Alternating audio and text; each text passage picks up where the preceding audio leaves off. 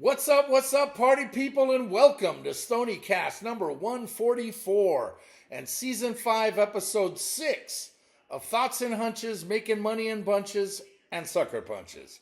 It's your boy Stony, coming back at you for the 144th time, and I'd like to welcome all my fellow scumbags, hoodlums, lowlifes, shady characters, heathens, scoundrels, altar boys with unhealthy relationships with their priests, hustlers, wise guys, people that give themselves nicknames and speak in the third person, foul-mouthed raging alcoholics, MLB players that have gotten into a fight with Bryce Harper, you know who you are, cheats, disasters that take pride in a $4 profit on the WNBA, gangsters, fienders with abusive language, and degenerates. I mean, let's face it, anybody with a massive gambling problem. If you're new to the show, hey, thank you. That means you probably fit into one or a few of those categories. So welcome, because you're now one of us, gooba gabba, one of us. We expect it, one of us. Sorry, sometimes you get a little carried away there. Hey, make sure to hit the subscribe button right down here, lower right-hand corner. Ring that bell. That way you can get notified every time I put out a new video.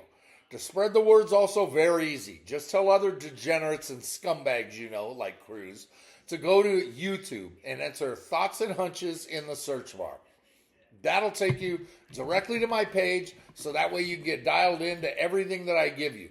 Also, if you're new and you don't know what's what with this channel, it's college and pro football winners, MLB playoff winners, which start next week, and college basketball winners. The books, they don't expect a guy like me to deliver this many winners, right? I'm an outlier and I'm a disruptor. I disrupt. I'm like the Beastie Boys. Step inside the party, disrupt the whole scene. That's what I do, right? I go to the mattresses and I get the info for you every single week in order to get you the info to take you to the window with a ticket to cash. That's the key. Now, before I get to the picks, as usual, I have some thoughts. Give me all you got. Listen, give me all you got. Never gets old. Never does. I'll begin with my trip to Louisiana last weekend. And I want to give big props to our host on Saturday in Baton Rouge, McGahee. Since I don't give anyone's full names on here, let's just call him Willis. And if you know, now you know. Well, Willis got us into the tailgate scene at about 9 a.m. on Saturday. We were only 5.5 hours away from kickoff. We walked around and took the tour, saw the monuments, saw Mike the Tiger, listened to some music, and when it got too hot, 95 degrees at noon, we went inside the Maravich Center and chilled with the AC to watch the noon Eastern NCAA games with a few hundred people. It was great. Cocktails were flowing, ribs were cooked to perfection. We got into the yard and it was steamy hot, but the seats were great. And I'm a realist, so I had no illusions of UCLA going in there and leaving with a W. Forget about it, right? I know better than that. So we watched a 17-17 halftime score, which was nice for people like yours truly that had UCLA plus 21. In the end, Louisiana State won, but they didn't cover, making your boy a winner. Because that's what I did. I win. Hoo-ah! It was just one win after another in the morning, right? You're welcome.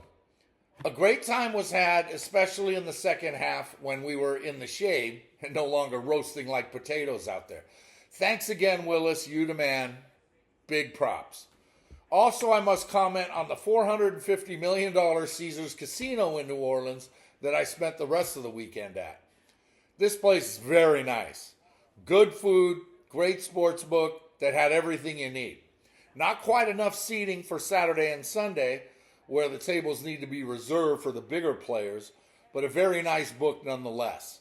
Very Vegas-like. I enjoyed it. Now, let's move on to Stoney's NCAA Top 12 rankings. I did it last week, and I'm doing it again now. I'm going to do this every week until the final 12 are finally selected. These are based on current AP rankings and what I've seen on the field. So some teams may have higher rankings than others based on who they've beaten. And that's saying something because a lot of these teams haven't played very many good teams. Now, I'll start at the top with Texas as they continue to roll as the best team in the nation so far, and it's really not that close. Number 2 is Tennessee, based on wins at North Carolina State and at Oklahoma last Saturday in their most impressive win. They've got a defense now, and that makes them even more dangerous. Number 3 is Georgia, after they blew out Clemson in the opener. Yeah, they struggled in their win over Kentucky and took last week off to prepare for Alabama, but Georgia's a solid number 3. Number 4 is Alabama, with their blowout win in Madison, and they also took last week off to prepare for Georgia. Right? Number 5 is Ole Miss, as they haven't played anyone yet, but they're absolutely crushing everybody. Now, it's not a coincidence that all my top 5 teams are all SEC teams. Now, they all start playing each other starting this week, so the L's are going to start piling up. All right, we know this. Number 6 is Ohio State, for the same reason I have Ole Miss. Shitty schedule, but eye-popping wins in big numbers. Number 7's Penn State. Even though their schedule has been soft, a win in Morgantown kind of stands out. Number 8 is Oregon. Though they didn't look good until a big win in the Civil War over Oregon State, they're still solid. Number 9 is Miami, I guess, if you count Florida as an impressive win. I don't, though. Number 10 is Illinois, as they keep coming up with surprising wins like last Saturday in the land of Lincoln, and they've got 4 wins. Number 11 is Utah, who, like Illinois, keeps winning, though without their quarterback. Wins add up, though, that's for sure. And finally, my number 12 is BYU. After a big win over Kansas State last week, also gave the Cougars 4 wins. Absolutely. Okay, go ahead. Argue all you want, but I don't give a shit. Oh, wait. Did I forget LSU? Apparently I didn't. Hell, they shouldn't even be ranked. I know college football. I know it. And that's what I've seen so far. Look out for my new list next week, because we have a few big games coming up this weekend, and teams will move up and down. As for the week that was, an easy Thursday night NFL win got me started well, and a 1-1 Friday in the NCAA had me ready for the weekend. A hot start on Saturday had me holding on for dear life as the losses started to mount on Saturday night. But I ended up a disappointing 12-11 with a loss in the Degenerate Special, which 13-10 is a lot better than 12-11. But what can I say? Sunday, again, like Saturday, got hot early, but the reverse turf home dogs let me down, and I was 7-7 after another loss on Sunday Night Football, 0-3 now in the season. The good news was that we had Monday Night Football doubleheader, and when you hit both games on Monday night, even parlaying them, it certainly makes up for the loss on the Degenerate Special. 9-7 in the NFL, 21-18 on the week ain't too bad considering. Here are the updated numbers. Last week, 21 wins, 18 losses, 53.85%. Certainly not a losing week, but ain't much of a winning week either, right? NCAA football regular season. On the season so far, 50 wins, 34 losses, 59.52%. Solid all the way around any way you look at it. NFL regular season. 27 wins, 19 losses, 4 pushes, 58.69%. Those numbers are creeping north after a sluggish start. Overall, all 5 weeks, every single pick that I've given you so far, 77 wins, 53 losses, and 4 ties, pushes. 59.23%. Pay him. Pay that man his money. That's what I get. Pay that man his money. Please remember that all of these picks are 100% free. Right? So for all the touts out there that are giving you 75 to 80% winners, come on now. We all know you're full of shit. Plus, you're charging for these picks. Oh! I mean, come on. Really? With me, just come to YouTube every single week and I'll drop my plays on you for free. It's very simple. All right? You ready? Okay, away we go. On to episode 6. NFL Week 5 kicks off on Thursday night, where I'm now 1-2 on the season. At 8:15 Eastern on Amazon, at Snoopyville in New Jersey, 1-2 Dallas is a 5.5-point road favorite at the 1-2 New Jersey Giants, and the total's 45. The Giants, I mean, I don't know, man. I can't. They got off the schneid last week, okay? That's a good thing, right? They won in Cleveland. Not an easy place to win, but Cleveland all of a sudden ain't looking too good, right? That was one of my many winners from last week. Hoo-ah! Yep, you're welcome for that, by the way. The problem the Giants have is that they can't run the ball, and Daniel Jones is just bad. The Cowboys are also a mess right now. Their defense is getting gashed, especially on the ground, and if the Giants run on them without a ground attack, wholesale changes must be made. Give me the Cowboys, lay the 5.5 to start the week. Let's move on to NCAA Friday night, where after going 1-1 last week, my first loss on Friday night of the season. I'm now 6-1 on the season. We got a couple of good matchups here again.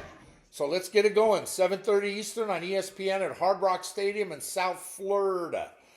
7th-ranked Miami is a 19.5-point home favorite over 2-2 Virginia Tech, and the total's 55.5.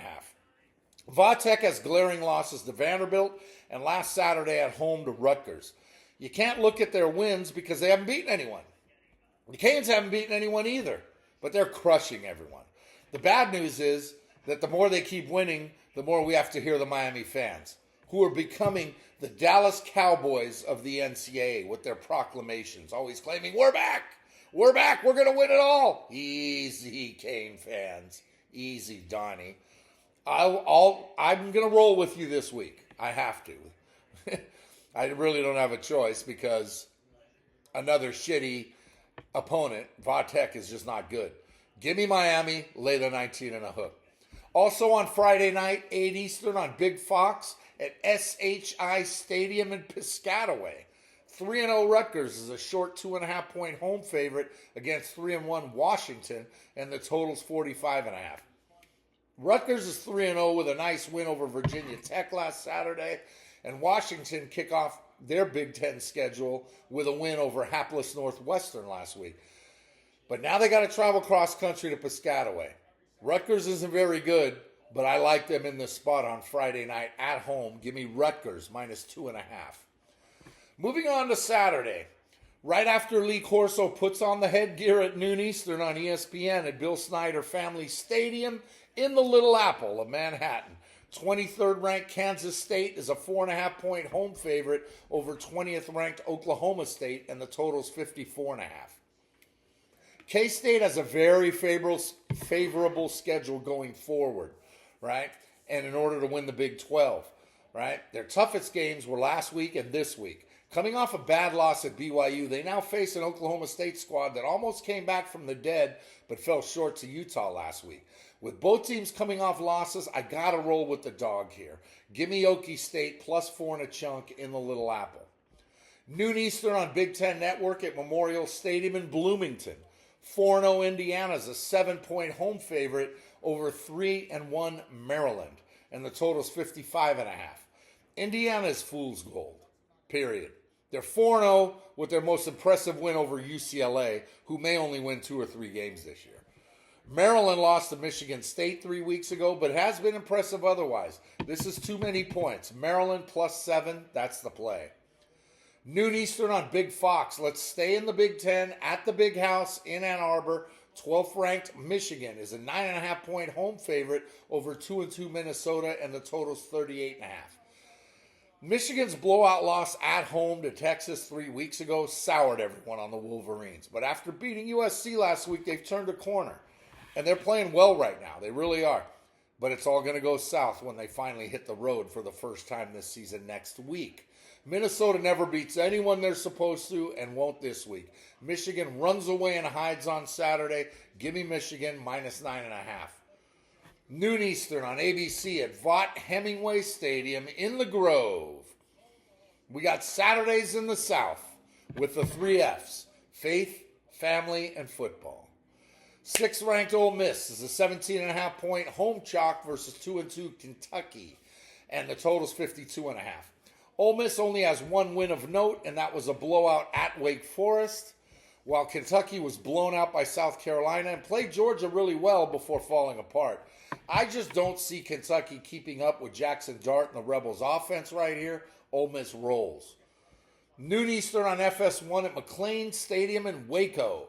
2-2 Baylor's a 3-point home favorite against 22nd ranked BYU, and the total set at 45.5. Baylor's 2 losses were both in the Big 12 and both were glaring. Utah beat them up in Salt Lake Stony, and last Saturday, Colorado's Hail Mary brought the Buffaloes back from the dead, where Baylor lost in overtime in a game they were winning the entire game, and they should have won. BYU has quietly been rolling, very quietly, and absolutely throttled K-State on Saturday night with all those turnovers in the second and third quarter. Can they start 5-0? Sure they can, and they will. Give me BYU +3 with a sprinkle on the money line. 40? Sprinkle me, man. That's right. 3:30 Eastern on FS1 at Allegiant Stadium in America's Playground. It's 3-0 Nevada, Las Vegas. UNLV is a 1.5-point home favorite versus 3-1 Fresno State, and the total's 48.5 in a very good early season Mountain West matchup. UNLV has a couple of impressive road wins at Houston and Kansas, while Fresno lost at Michigan in week 0 and has beaten up 3 cupcakes since. So we really don't know what to make of them. The Rebels, here's the big story, was last night, it was breaking news, right? Starting quarterback Matthew Sluka left the team over NIL non-payments. It's just one of the many problems I have with the NIL. He was promised something, says he didn't get it, says he was promised $100,000 from UNLV and only got $3,000, so he's walking and using his red shirt season so he can be 24 next year. Well, he enters the transfer portal and plays somewhere else. Whatever, right? The line went from UNLV -3.5 to 1.5 overnight, and the total dropped 4 points. I was all over UNLV at -3.5, but now without Sluka, things are going to get interesting. Fresno's good, and UNLV is on the upswing behind head coach Barry Odom. Will not having Sluka make that much of a difference in this one? For the first game, I say no. I'll still roll with UNLV, -1.5. 3:30 Eastern on CBS at the Coliseum in La La Land. 13th ranked USC is a 15.5-point home favorite versus 2-1 Wisconsin, and the total's 50.5. SC took out LSU, not an impressive win, to start the season. Blasted Utah State and lost at the Big House last Saturday. While Wisconsin beat a couple of cream puffs before getting curb stomped at home by Alabama 2 weeks ago. Now they've had a week off, and while SC wins this one, Whiskey has more than enough to keep this one within the number. Give me the Badgers catching 15.5. 3:30 Eastern on ABC at Jordan-Hare Stadium on the Plains.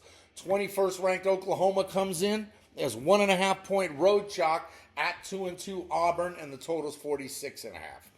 Auburn is at home for the 5th straight week. Ridiculous. Go on the road, for God's sake. Get out of town. Auburn, 5 straight weeks at home. It makes no sense to me, right? Now, while they beat up a couple of really bad teams, they have losses to Cal and Arkansas also. Oklahoma leaves Norman for the first time after getting manhandled by Tennessee Saturday night, and they're approaching lock status. They really are. I love Oklahoma right here. Make this one a big one. OU -1.5. 3:30 Eastern on ESPN at Jerry World in Arlington. 24th ranked Texas A&M is a 3.5-point favorite against 3-1 Arkansas, and the total's 52.5 in the Southwest Classic. A&M's home loss to Notre Dame to start the season was an outlier, as the Aggies have since won 3 straight, while the only blemish to Arkansas's resume was a loss at Oklahoma State 3 weeks ago. Excuse me a second. Who's got the over and under? I'm sure Cruz will comment on that. Neither team has looked very good here, right? At all. But Arkansas's offense has been putting up numbers. Give me the Hogs here catching 3.5. 3:30 Eastern on Peacock in South Bend in front of Touchdown Jesus. 16th ranked Notre Dame is a 6-point home chalk over 15th ranked Louisville, and the total's 48.5. This has the makings here. The Irish have that win over A&M to start the season, followed by the eye-popping loss at home to Northern Illinois, while Louisville's only win of any substance was last week over Georgia Tech. Notre Dame's defense is legit, but they'll have their hands full with Louisville. And because I'm still not sold on Riley Leonard as a quarterback for Notre Dame, and I still have questions about Marcus Freeman as a head coach, give me Louisville on the road catching 6. 3:30 Eastern on Big Fox at the Bounce House in Orlando. 3-0 Central Florida is a 14-point home favorite over 3-1 Colorado, and the total set at 62. This one's got the makings of a shootout. UCF came from behind to knock off TCU 2 weeks ago as their only significant win, while Colorado's Hail Mary comeback beat a bad Baylor team that knocked the Buffaloes all over the field for 58 minutes. UCF has the horses. Give me the Knights at home and lay the hammer, minus 14.5. 7:30 Eastern on NBC at Beaver Stadium in Happy Valley.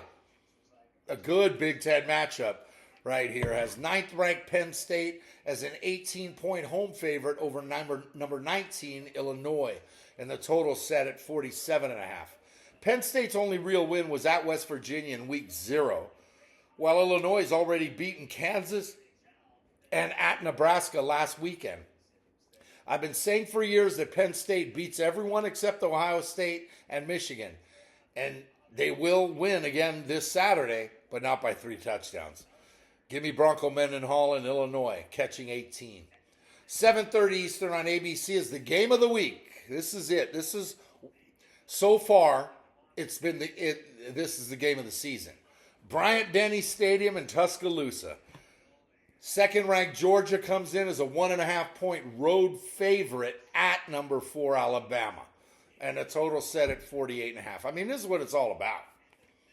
With all the talk about the expanded playoff system that gives a shot to all these other teams and the small schools, it's still nice to know the beasts are still the beasts. And to see UGA and Bama get after it this early, this is a good thing. Georgia blew out Clemson and Tennessee Tech before squeaking by Kentucky, while Bama has cruised past Western Kentucky, South Florida, and Wisconsin. Both schools took last week off to prepare for this one, and it should be as good as advertised. Bama is Bama, and even more so at home, but Georgia's clinical and has a better defense. Rarely do I go against the Tide in Tuscaloosa, but Georgia's the play here. Forget about it. Give me the Dogs and lay the 1.5. They've been the better team for the last 4 years. They just have. 8 Eastern on ACC Network at Gerald J. Ford Stadium in the Big D. 3-1 SMU is a 5.5-point home favorite versus 1-3 Florida State, and the total's 47.5. SMU had a tough loss to BYU in week 3, right? But they've cruised ever since, right? While FSU has just been nonstop struggling. I want to kiss you. I couldn't care less about the team struggling. I want to kiss you. Thanks, Joe. When is the world going to realize that DJU is a bust and he's not a good quarterback? He's just not. I've realized it. I've realized it for a while. I took them last week and they won, but that's because they were playing Cal, right? But even they couldn't, it was just everything with this guy is a struggle, right? Give me SMU here and lay a touchdown if you have to. But 5.5 is nice for now. 8 Eastern on ESPN2 at Jones AT&T Stadium in Lubbock. 3-1 Texas Tech is a 3-point home favorite over 3-1 Cincinnati, and the total's 58.5. Tech got beaten up at Washington State 3 weeks ago, and if you count last week's win over Arizona State, they haven't inspired so far. Cincinnati is a blown lead and a 1-point loss to Pittsburgh away from being undefeated. I like the Bearcats here catching 3. And do not be afraid. to give Cincinnati a little sprinkle. Sprinkle me, man. Sprinkle me. You got to. You just kind of have to from time to time. 10 Eastern on FS1 on the Smurf turf.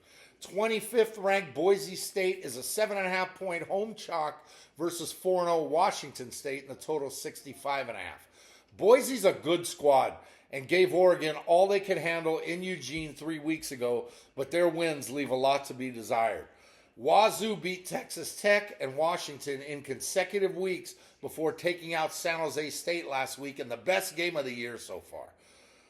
The Smurf turf is always intimidating, and Boise can run the hell out of the rock, but I'm going to dance with Washington State catching 7.5 on the road here.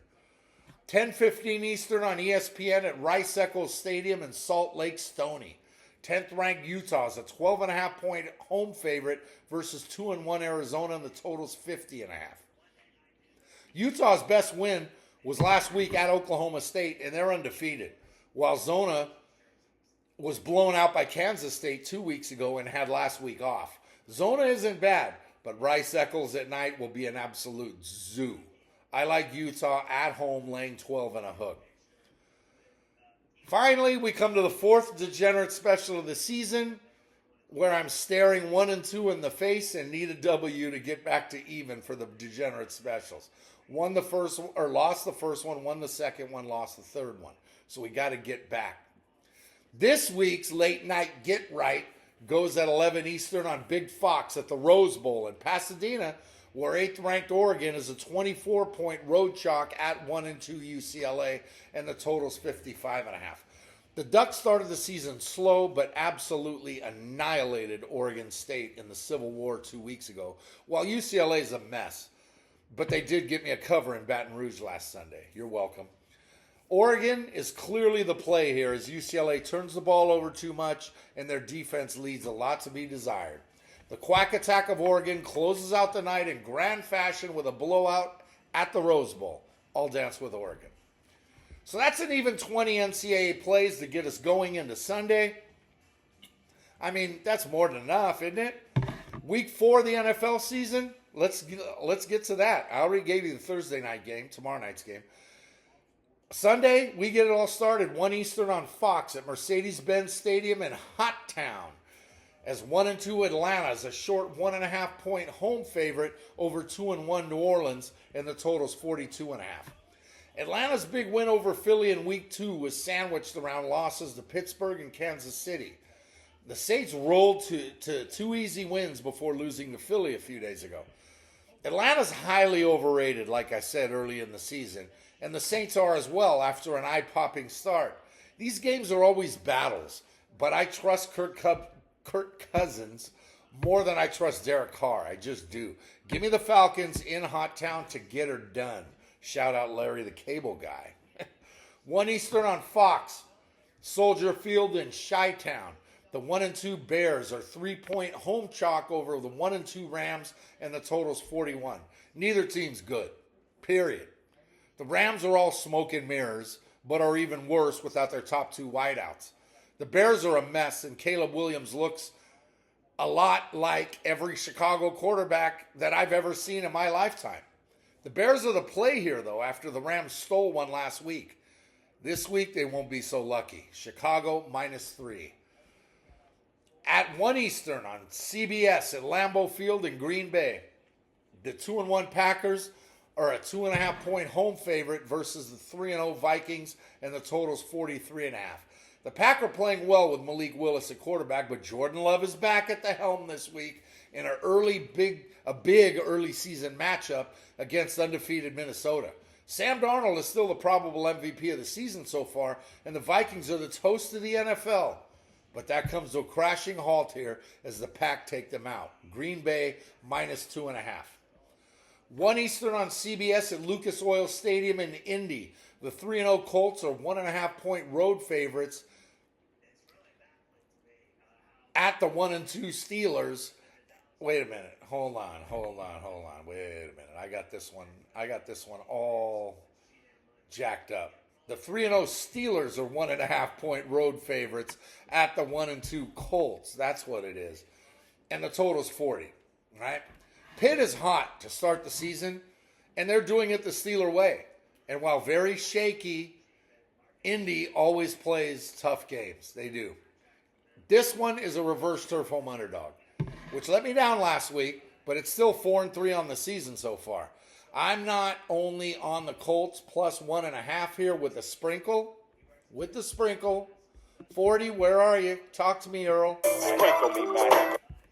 You can't only take the Colts, but I also like under 40 here because all Steeler games go under. So that's a double shot. 1 Eastern on CBS at Snoopyville in New Jersey. The 2-1 Jets are 7-point home favorite over 1-2 Denver, and the total's 38.5. The Jets are overhyped, but will still be 3-1 after this game, and Denver's just not very good, even though they got me a win last week over Tampa Bay. That's who it was. Hoo-ah! That's it. That's, the wins just kept coming, right? This drives me crazy because I can see the Jets winning by double digits, but I can't leave a touchdown on the table. Not in this season's NFL. Give me the Broncos catching the touchdown. 1 Eastern on Fox at Raymond James Stadium in Tampa. The 2-1 Eagles come in as 2.5-point road favorites at the 2-1 Buccaneers, and the total's 45. Philly won in the Big Easy last week to get them to 2-1, while Tampa lost for the first time at home to Denver. This week they get back on the win wagon because the Bucs are a reverse turf home dog. Give me Tampa Bay plus 2.5 with a sprinkle. Sprinkle me, man. That's it. 1 Eastern on Fox at Bank of America Stadium in Charlotte. The 0-3 Bengals are 4.5-point road chalk at 1-2 Carolina, and the total's 47.5. Two teams that are a combined 1-5 meet up, but there's still some value here. Carolina beat the Raiders for the only win by either team, but the Raiders are just as bad. Cincy got beat at home by Washington on Monday night, and now they got to go to Charlotte on a short week. Cincy may win, but I'll take the Panthers and the 4.5 points. 1 Eastern on CBS at Energy Stadium in H-Town. The 2-1 Texans are 7-point home favorites versus 0-3 Jacksonville, and the total's 45.5. Excuse me one second.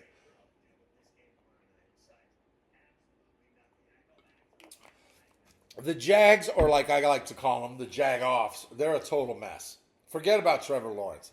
He didn't allow 47 points on Monday night. This is just a bad team right now. Sorry, Jack. I know you're listening. Houston was exposed for the frauds that they are by Minnesota last Sunday, and they're going to win this game on Sunday. But if you've been watching the NFL this season, touchdown favorites don't cover. Give me the Jags catching 7.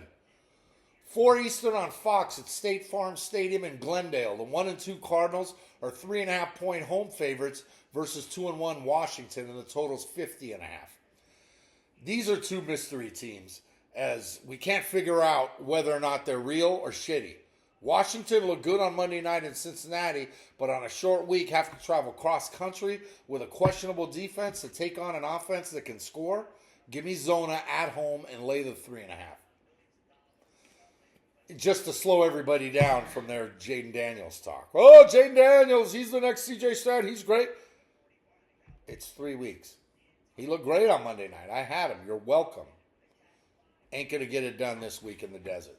Sunday at 4 Eastern on Fox at Blue Jean Denim Stadium in the Silicon Valley. 1-2 San Francisco is a 10-point home favorite over 1-2 New England. The total's 39.5. 49ers are banged up and hurting in a big way. If they were healthy, they'd be 20-point favorites. New England is the worst team in the NFL outside of Nashville. Yeah, I said it. Give me the Niners minus 10. 4:25 Eastern on CBS at Allegiant Stadium in America's Playground. The 1-2 Raiders are a short 1-point home favorite versus 1-2 Cleveland. The total's 37. Two bad football teams. Two bad quarterbacks. Two bad coaches. Give me the Browns plus 1 and under 37 in the snoozer of the week. 4:25 Eastern on CBS at SoFi Stadium in Inglewood. Always up to no good. 3-0 Kansas City is an 8-point road chalk at the 2-1 Chargers, and the total's 39. The Chiefs are 3-0, and a good case can be made they should be 0-3. The story in La La Land is Justin Herbert's ankle. The Charger defense is legit, and so is their ground game. But Herbert's inaccessibility, Easton Stick, whoever they're going to go with, add that to the fact that they're a reverse turf home underdog. Give me the Chargers and all them points. Sunday night, 8:20 Eastern on NBC at M&T Bank Stadium in Baltimore. The 1-2 Ravens are 2.5-point home favorites versus 3-0 Buffalo, and the total's 46.5. I'm now 0-3 on Sunday Night Football, by the way. Everyone all of a sudden loves the Bills, though. Josh Allen is the man. They can't be beaten. They've beaten 3 teams that are combined 2-7 in Jacksonville, Miami, and Arizona. Haven't beaten anyone. No playoff teams there. Now go to Baltimore and get run all over. Say hello to King Henry and Lamar. They can't be beaten? Really? Guess again. Ravens -2.5. With my Sunday night record in the tank, at least I'm 3-1 on Monday night now after last week's 2-0. We now got another Monday night 2-pack, so let's get started. Or is it a 2-pack or a 2-pack? Let's get started. Game 1, 7:30 Eastern on ESPN at Hard Rock Stadium in South Florida. 0-3 Tennessee is a 1-point road favorite at 1-2 Miami, and the total's 37. Tennessee's the worst team in the NFL. Miami's on their third-string quarterback. Instead of watching this game, I'd rather go to a white party and participate in a freak-off. I mean, who wouldn't? Well, that's another story that I'm going to get into next week. Oh, Diddy, you've done a lot of people wrong. But for now, give me the Finns at home as a reverse turf home underdog. That's 4 this week. Dolphins +1.5. Game 2 Monday night, the last game of the week, goes at 8:15 Eastern on ABC at Ford Field in the Motor City. And we got the 2-1 Lions as 3.5-point home favorites versus 3-0 Seattle, and the total's 47. The Lions lost to Tampa Bay 2 weeks ago. They bounced back with a win in Arizona last week, while the Seahawks are 3-0. But wins over Miami, New England, and Denver don't show us anything. Again, 3 wins over 3 garbage teams. This is Seattle's first test, and they'll fail.